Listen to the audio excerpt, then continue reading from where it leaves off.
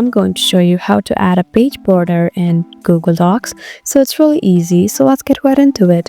Just go ahead and open your browser, and once you're in your browser, you just need to go to this option, docs.google.com. So after you're here, you just need to look at the option for insert right here. Just go ahead and tap there.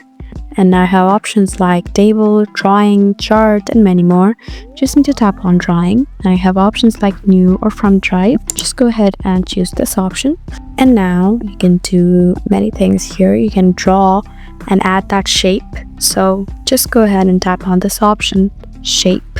After you're here, you just need to search for rectangular or square shape like this. And after you tap on save and close, it's right here. All you need to do is increase and control the shape in any way you want. And as you can see, after you've adjusted it, it looks like a page border. So this is how you add page border in Google Docs.